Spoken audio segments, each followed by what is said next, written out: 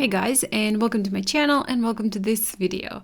Today we will be painting another landscape, and this time I will be again using this Centenaire watercolor paper. It is 300 GSM or 140 pounds, and I have divided it into two parts because I do want my landscapes to be on a smaller size. Of course, you can use any paper you had, that would be fine. Also, I will be using this paper. This is just from a sticker, so it's a little bit, non-sticky paper, and I've glued some masking tape on it to draw in my trees because I do want to mask trees on my watercolor paper. Of course, you can use a masking fluid if that's what you have. I did want to make it easier for those who don't have a masking fluid. You can just use a masking tape to mask out the tree. So this is going to be my first tree. I will also be putting a masking tape for the second one to mask the second tree. So just been using the same tape, and I have glued my watercolor paper onto MDF board, so to prevent it from, warping. And when I've placed my masking tape on top of it, you have to make sure you glue your masking tape good because you don't want any bleeds underneath. I prevented the entire paper, and now with the sky blue and a little bit of the turquoise blue, this is from the Sky collection, my watercolors. I'm just starting off with the sky, and this larger brush I'm just tapping in because I do want to make it appear as though there are some clouds and some variety in the sky, a little bit of the yellow. This is the Earth collection. I'm just again tapping in that yellow, going downwards just to create a little bit of the shine also in the ground. This time using this green. This is a beautiful green. This is something similar to sap green. So it does have a little bit of the yellow in it. Tapping in for the ground, also a little bit of the yellow, now a little bit of the orange. Also just creating the tones, the spring tones in my ground, in my meadow. Of course, you can use any colors you like. That's up to you. A bit more tapping in. You can see I'm painting very, very loosely. I'm not really trying to paint any details at this moment. I picked up a little bit of the dark brown. And just tapping that in. Some splatters. Some splatters with green. Quite simple and loose.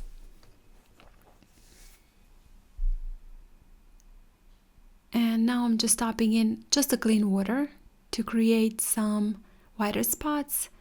And I did leave it to dry, and while it was drying I noticed that those white spots from the water wasn't visible anymore. So before it dried fully, when it was still slightly wet, there were just not any water on top of my paper, but just a slight shine. I've added a little bit more of the splatters with clean water, and you can see the effect that it has now that it's dried. You can see those white spots.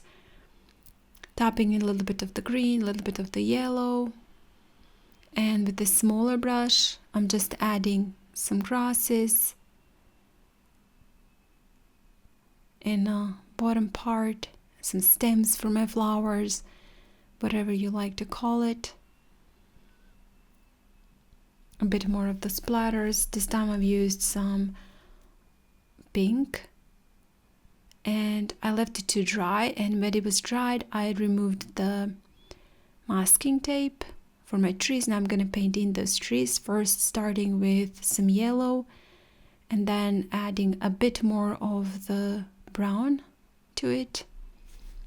I'm gonna paint my trees very, very light, and then those are gonna be birch trees, so I'm gonna add more details on top. You can see now I'm adding details with the dark brown and a bit smaller brush, and the paint is still wet, so that paint is slightly bleeding, but since I'm using quite saturated paint, it's just bleeding slightly, creating blurred effect, but it's not really bleeding all over my tree. Bit more details in the lower part again with that dark brown. And some grasses. Paper is this time dry, so I'm painting wet on dry.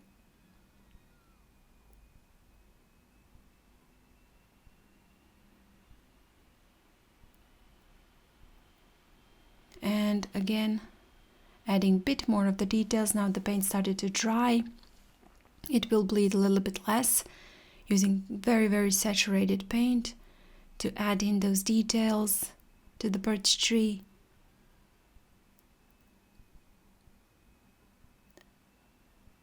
Again, both of those, just doing some dry brushing. And just going back and forward, adding more details where I feel like it. And now I've picked up this Lebenson brush. I love this brush for painting. I'm just saying that all the time, but I really do love it to paint branches. So tapping at the part where I'm gonna paint my branch, and then just wiggling it and painting those branches out. And I will link that brush in the description if you want to check it out. If you want to check all of the Lebenson brushes, I love them. They're handmade brushes, very, very special brushes and great quality. So just tapping in at the bottom, very, very saturated dark brown. And also added a little bit more of the details here and there. And also more details to the ground, just adding some more grasses. And I'm not gonna fuss too much with the details. A little bit more of the splatters. I do want to make it loose.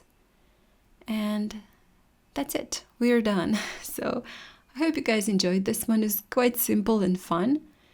And if you did like it, please hit the like button, share it, and please do comment. Let me know what you think about it.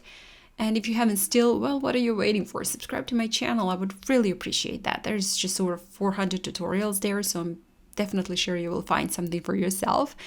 There are tutorials for beginners, for intermediate painters, and I guess you'll find something for yourself. Again, thank you so much for watching, and I hope I'll see you next time. Bye!